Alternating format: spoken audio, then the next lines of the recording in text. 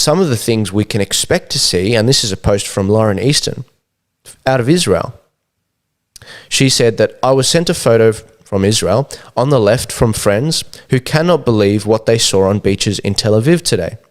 If you don't believe that Israel is creating a two-class society, you better check this out. This is reminiscent of the apartheid regime in South Africa. So they've got these, for those of you who can't see, they've got these seats on the beach, and on them is printed reserved for vaccinated people only. And it's kind of troubling, guys. It's kind of troubling. What does it say? City of Durban, under Section 35 of the Durban Beaches bylaws, this bathing area is reserved for the sole use of the members of the white race group.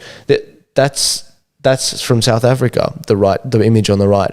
I don't want to see this sort of stuff with the vaccinated stuff. Now, I don't know about the greater politics happening in Israel. Lauren, you probably know better than myself. But I don't like seeing things being prohibited from other people. I don't like seeing it, especially in a public place like this. And we're seeing sort of stuff happening very soon. I mean, Qantas has announced and introduced a digital app to check customer vaccination records starting next week. What the hell is that? What are we doing? This is ridiculous. You're not going to let me on a flight if I haven't had my vaccine? Are you serious? You can stick the app where the sun don't shine, as Ricardo might say. Also, shops and cafes are supposedly allowed to make COVID vaccinations a condition of entry. Aren't there laws against this? This is ridiculous. You're not going to serve me. I hate to compare it to what happened in America, where there was segregation and black people couldn't go into certain cafes or into bars or whatever, or even Aboriginals in Australia couldn't go into bars. But it's similar. That's all I'm saying. It's similar. You've got a situation where a certain segment of society, and it's not tiny. News.com did a survey with over 100,000 people answering, and 70% of them said they're not getting this vaccine. It's not a tiny percentage. It's not. There are so many people that have questions about this thing, and you've got to stop. What's that line from Star Wars? I think it's Princess Leia says this. The harder you tighten your grip, the more star systems that will slip through your fingers. If you keep strangling the people with this stuff and you don't explain it and you're not uber transparent with them, they're going to pull back. You're doing some irreparable damage, which could easily be undone. Easily. It's very frustrating to watch. Temperamentally, I am someone that I enjoy watching conflict resolution. I don't like watching conflict.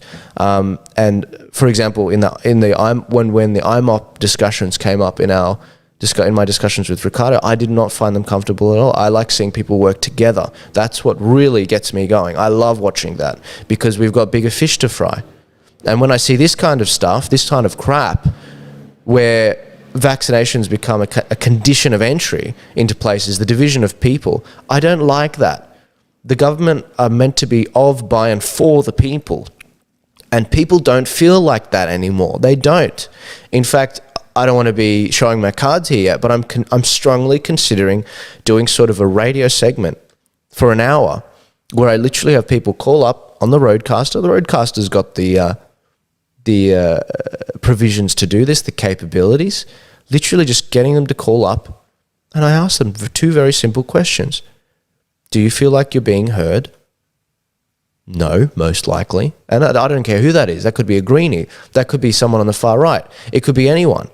Do you feel like you're being heard? And what topics do you feel like you're not being heard on?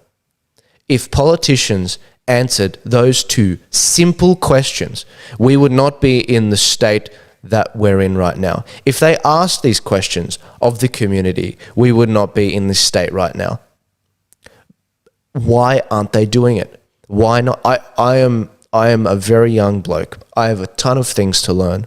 But this is something where I'm scratching my head and I do not understand it. Why are our government so inept at connecting with the people? And why is it a global phenomenon? Why is it that at 10 Downing Street in London, at Washington, D.C. in America, and Canberra, Australia, the capital cities, that these seats of power have people, these elitists, people who view themselves above the general population, where they feel that they need to educate us on they call us COVIDiots. They call us deplorables. Why is it they feel that they can, one, talk to us like this, and two, they know what we're thinking and they know what's best for us? You know, Hitler also knew what was best for us. Hitler also knew what was best for his populace. He went after the gypsies, the retarded kids. He went after the Jews. He went after everyone. You know, Turkey, they slaughtered millions of people, Armenians, because they knew what was best for their country. That's not what we need right now. We need politicians that will actually talk to the people. I'm trying so hard to understand what they are doing, what they are. And a lot of people call me naive. I keep your little conspiracy theories in the back of my mind, and sometimes they're right, and we catch them out. But these are people too.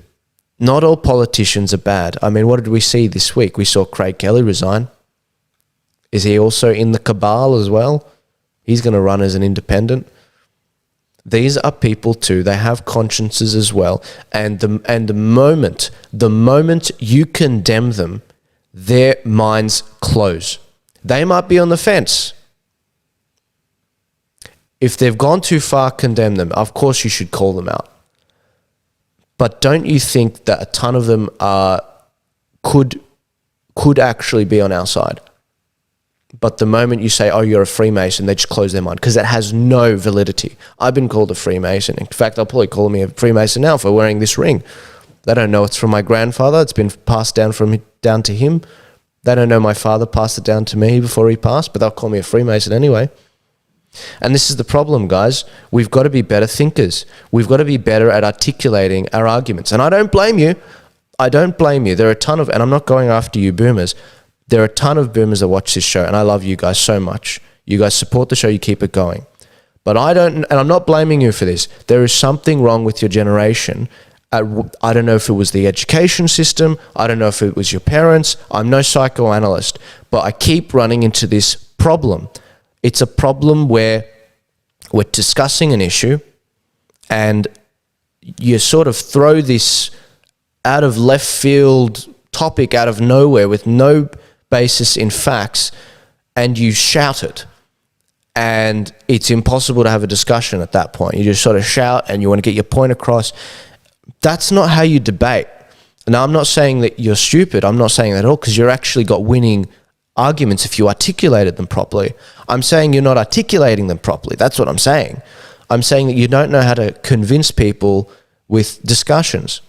And that's something that at least with the kids today, I lay at the feet of the education system and possibly parenting. But it's not something you can learn. It's too late to learn. You can do this. I believe in you.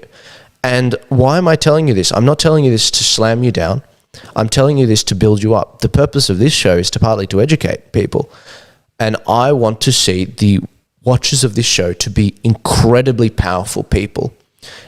People where others listen to their opinions because they're well thought out, they're articulate, and they're able to actually put an argument together that is convincing to other people. Because what's been happening recently doesn't work. You know, walking up and down the street is great, but the moment you sort of see people, I don't know, hit a car, scream, you're a Freemason to a police officer, it doesn't look good. Not all police officers are Freemasons. Can we be a little bit more educated about this? And I'm not sitting on my high horse here. I'm trying to help you guys be better debaters, better at having a discussion, better at changing minds. Watch Steven Crowder. He does this very well. He's got a whole segment called Change My Mind, which went viral. It got memed because it's such a great idea. Changing minds, sitting down with people. But we will continue to see things deteriorate. I don't believe the government's going to learn the lessons of being more transparent. And we're going to see crazier and crazier things as society deteriorates thanks to the media as well, pulling the fabric apart. This is a tweet from Sydney Watson. She said,